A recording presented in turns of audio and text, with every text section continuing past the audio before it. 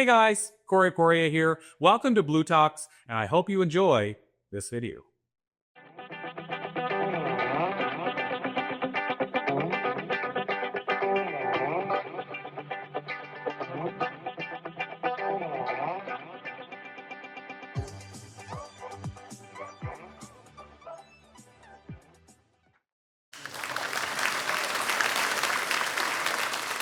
Thank you so much, Corey, for that amazing introduction. And thank you, University of Toronto, for having me here today.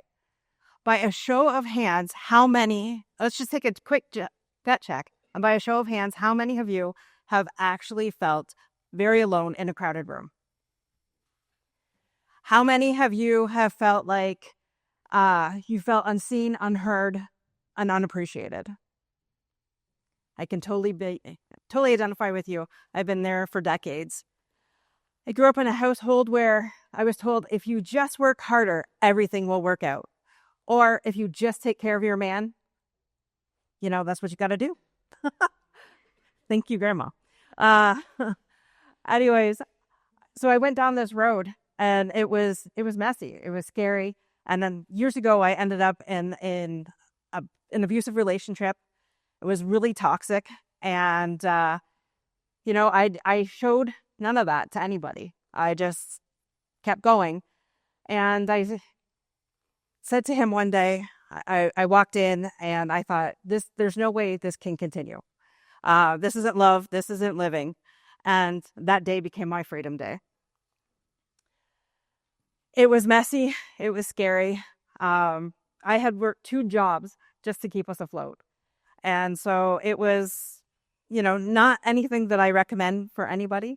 But I kept that to myself because there's no way I was going to tell that to my parents. My parents, it's just not something you tell them anyways. I said yes to everybody. I said yes to my coworkers. I said yes to my family. And I lost myself in the process. Have any of you lost yourself in that process? No one tells you that breaking patterns takes courage and healing takes patience, but that's exactly what it did. It took me 5 years to really get to renew myself. And I thought there's got to be more to life than that. Just going home, not knowing if you're coming home to Dr. Jekyll or Mr. Hyde. And I ended up taking, not an extra class, but I ended up starting a side business on top of my full-time job just so that I would stay away from being in this environment. And that's when I decided, enough was enough. I was going to take my life back and I was going to renew it. And that's when I developed a program called the R.E.N.E.W.E.D method. So I'm just going to go through what R.E.N.E.W.E.D really stands for. And I'm going to give you some action items to take home if that's okay with you all. Okay. R stands for reflect on what you truly want. When's the last time you asked yourself, what is it that you truly wanted? We go by what society wants us to do, what our parents wants us to do, but we never take the time to really focus on what we want. And reflection is like a reset button. And how many of you have ever lived your life on autopilot? Yeah, that's quite a bit. I was there too. And then there's still some days that I figured that, I just live, that's how I live my life. So I want you to take one small action this week. I want you to finish this sentence. If I was 1 year free of obligation, I would. And that is your compass. E is evaluate your now versus your next. I started journaling raw truths, where I was and where I wanted to be in life. It wasn't pretty. I wasn't happy. And it was just something for me. I was brutally honest with myself at that time. And if you're not honest with yourself, there's no way you're ever going to move to the next level, right?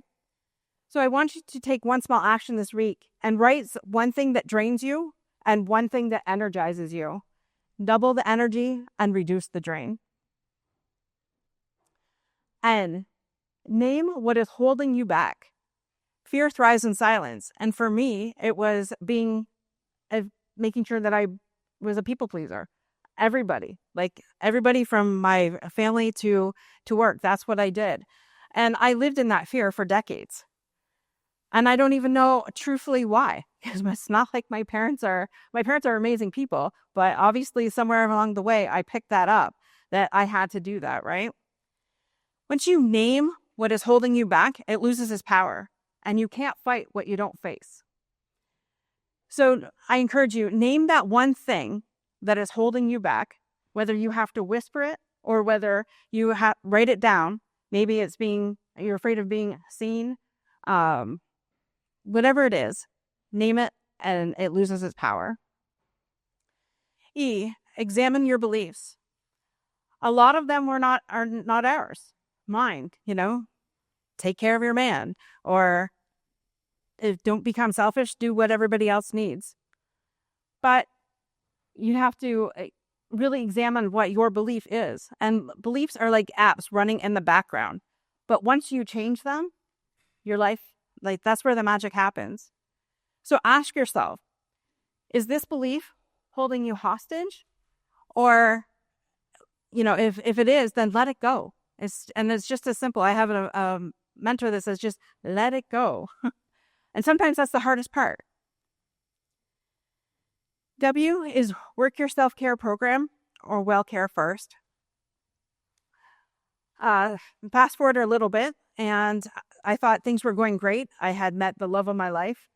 And until one day, I got a phone call from my dad.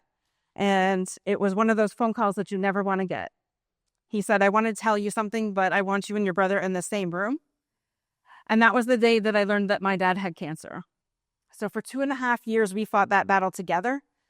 And but I always like seeing silver lining in things, because there's some bad things that happen to us. That's inevitable. But focus on what's the positive. And I was given a social worker at the Windsor Cancer Clinic, which was probably one of the best things that have ever happened to me. Because the first thing, I went in there, made an appointment, and I spilled 40 years worth of life experiences out in like an hour. And I couldn't believe that I actually said all that. And she took one look at me. She says, Dorothy, what does your self-care look like? And I said, what are you talking about? That is just not something that happens. I work full time, just got engaged. I have a stepson. I have a side business on the side too. There's just no time for that. And she says, Dorothy, if you don't start taking care of yourself, you're going to die of stress before your dad dies of cancer. And I sat and I paused and I waited in that. And I'm like, you're right. So self-care is not selfish. And if we don't take care of ourselves, there's no way we can take care of other people. E, enjoying life again. Do something that's just for you. Sometimes we get caught up in the grind. We even forget what we like. I had to remind myself what it is that I truly like, whether that's reading, whether that was just dancing in the kitchen, looking like a fool. I didn't care. Or sometimes it was just walking outside with my face up to the sun, just letting the sun beat down on my face. But joy is your reward. It's your reset button. So I encourage you this week to do one small thing that's just for joy. No guilt, no purpose, no productivity, just straight joy. D, doing good. Paying it forward is the best thing you can do after you heal yourself. So I just want to share a brief story, another story. I shared about my dad having cancer, but truthfully, that man had 9 lives. I don't know, he was struggling with dialysis at the time, and I thought for sure he was going to be gone at that time. And I was exhausted. I was broke. I was in between jobs. I had drained my savings by this point. But yet I was still driving the hour back and forth to go see my dad. And I pulled up to go into the parking lot. And this lady came out and she says, here, ma'am, there's still some time left on my parking. And it was a $2 ticket, but to me, it felt like a $2 million mail crew. How many of you have been in that place where you're just tired, you're exhausted, you're broke and broken, got nothing left, and somebody just hands you a $2 parking ticket? And I sat in my car and I bawled like a baby. And I still remember that. I think that was like 10 years ago. So one small act of kindness can mean so much to somebody when they're in that time. So I encourage you this week to look for one small way that you could serve, whether that be a message to somebody, a smile, a word of encouragement. It matters more than you will ever know to that person. So let's just take a look. If you take a hard, honest look at yourself right now, what are some things that are absolutely draining you? And I encourage you to if it does not renew you, then let it go. And I just want to leave you with one thing. If you remember just this one thing from today, you don't have to be powerful to be perfect. You just have to be renewed. Because once you renew yourself, you go from surviving to thriving and you become unstoppable. But not only that, you remember that you always were. Thank you.